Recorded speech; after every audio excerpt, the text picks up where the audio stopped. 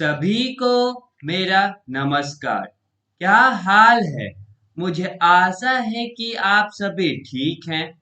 आज हम लोग राष्ट्रीय मुक्त विद्यालय शिक्षा संस्थान का माध्यमिक पाठ्यक्रम संस्कृत का पहला पुस्तक का अध्याय 9 भारतीय विज्ञानम पढ़ने जा रहे हैं। तो चलिए शुरू करते हैं। प्रिय छात्र, मुझे संपूर्ण आशा है कि आप सभी स्वस्थ होंगे। आज हम सभी संस्कृत के नवम अध्याय को पढ़ने वाले हैं, जिसका शीर्षक है भारतीय विज्ञानम, भारतीय विज्ञान। तो चलिए इस अध्याय को पढ़कर समझने का प्रयत्न करते हैं। संस्कृत वाङ्मय ज्ञान विज्ञान का भंडार है।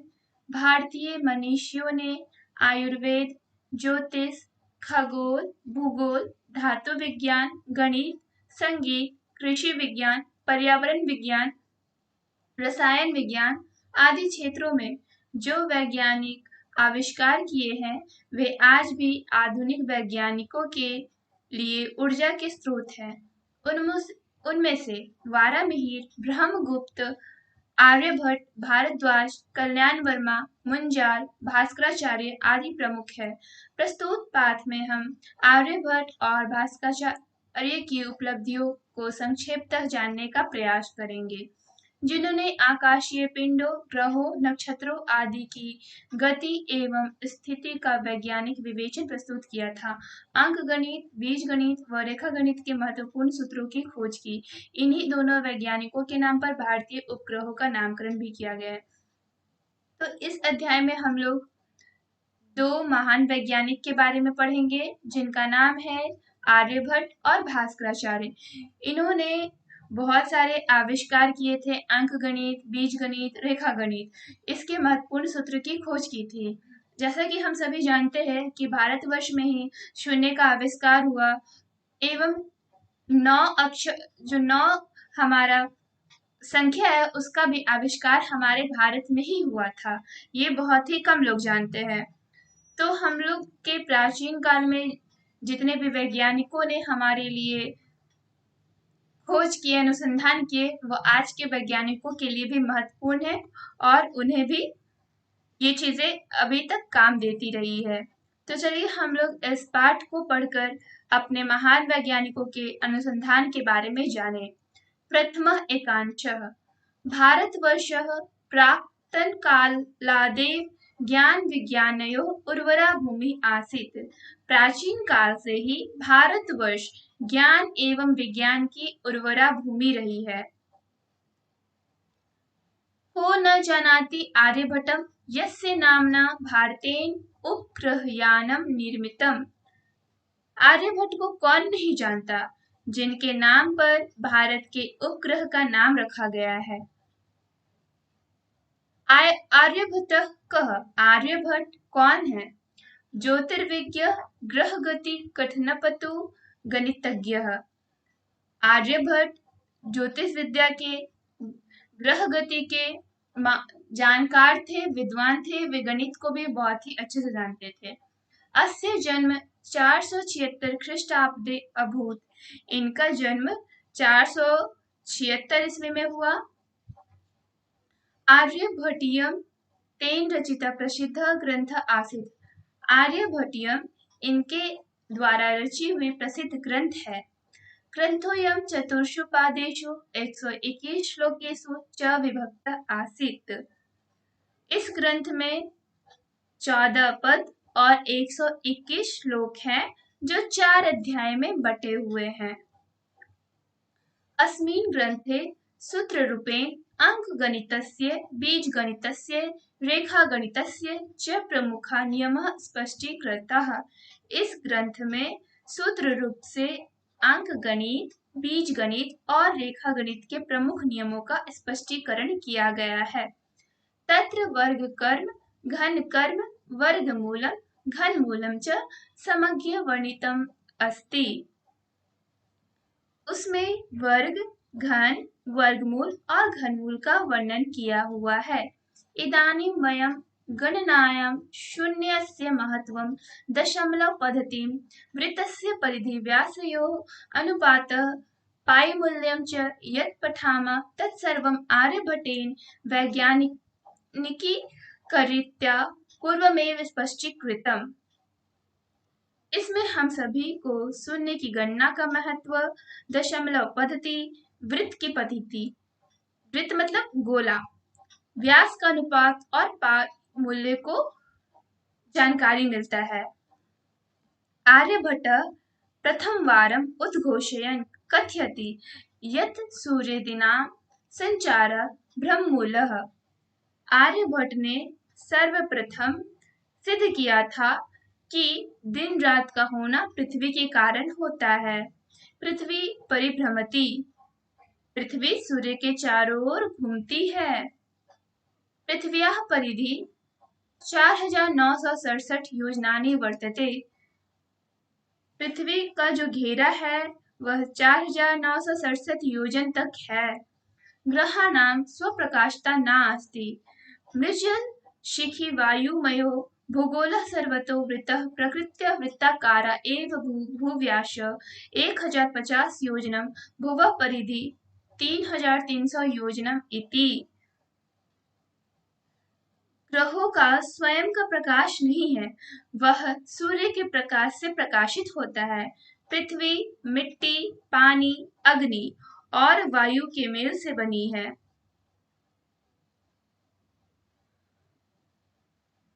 यह गोलाकार होती है एवं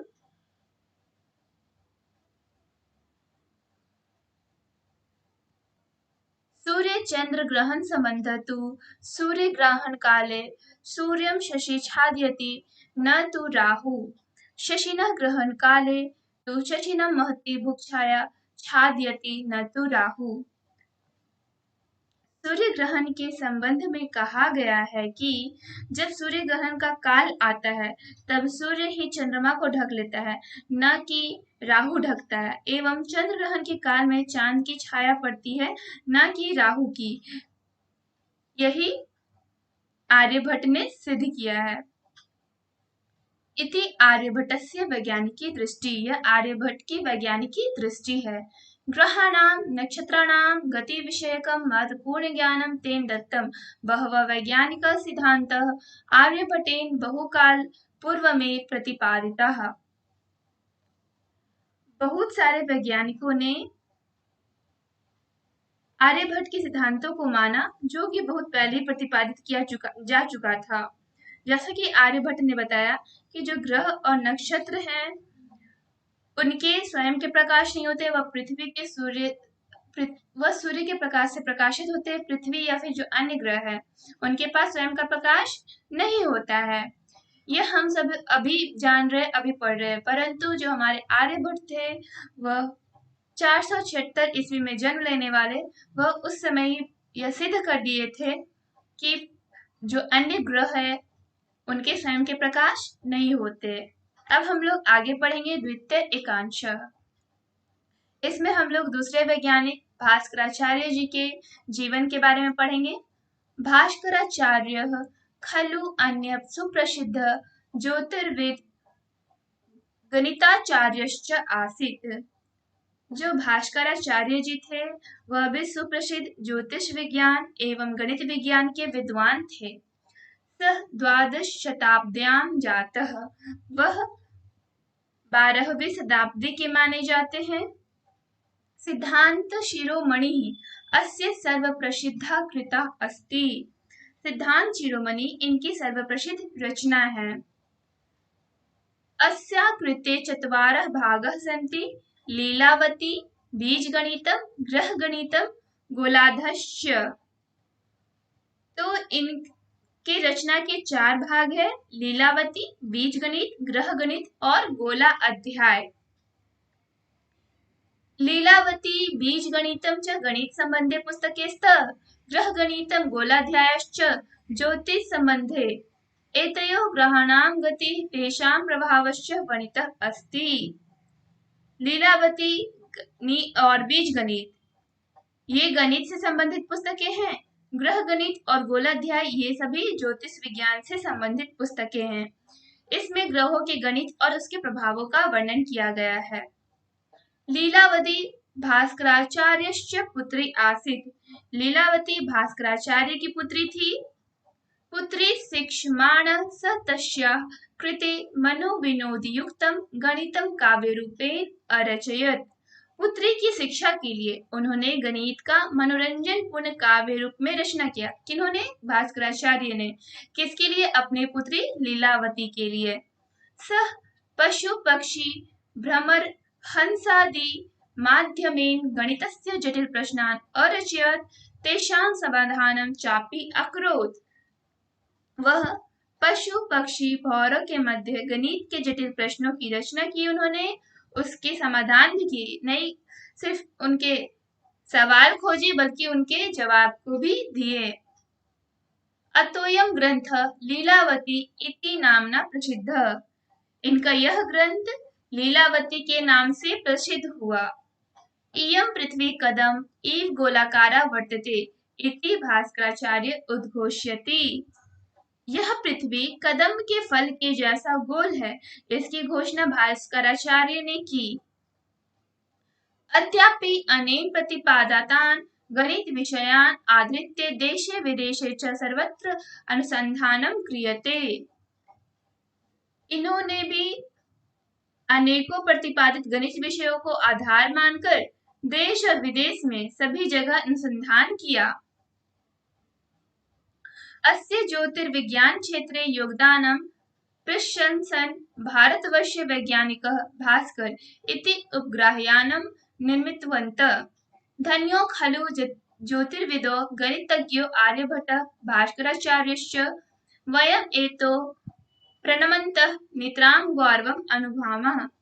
इनके ज्योतिष विज्ञान क्षेत्र के योगदान के प्रशंसा स्वरूप वैज्ञानिकों ने भास्कर नाम के उपग्रह का निर्माण किया।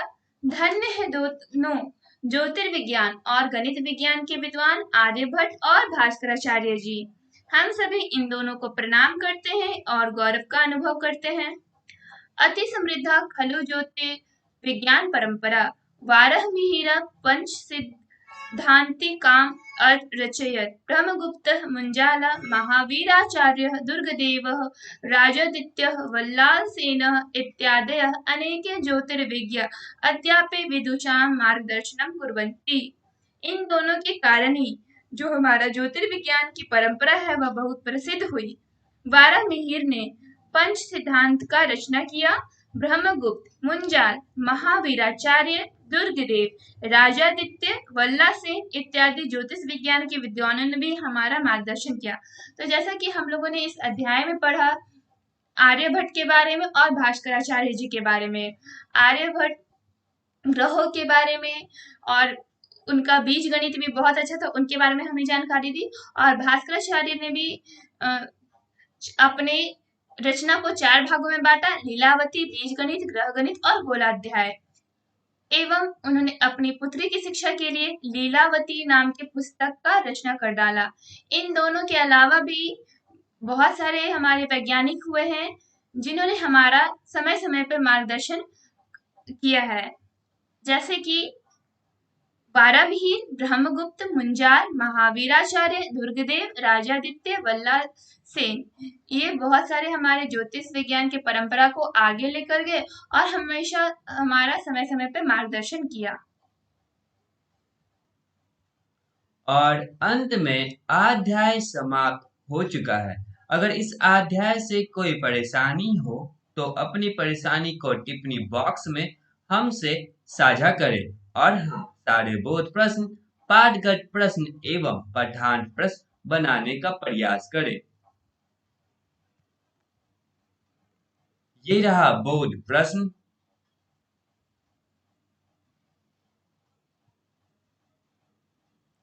ये रहा पाठगत प्रश्न 9.1। ये रहा पाठगत प्रश्न 9.2।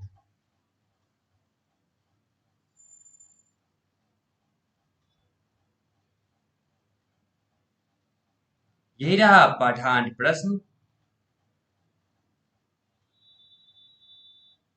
और ये रहा सारे प्रश्नों का उत्तर। यहाँ पे सारे प्रश्नों का उत्तर दिया गया है।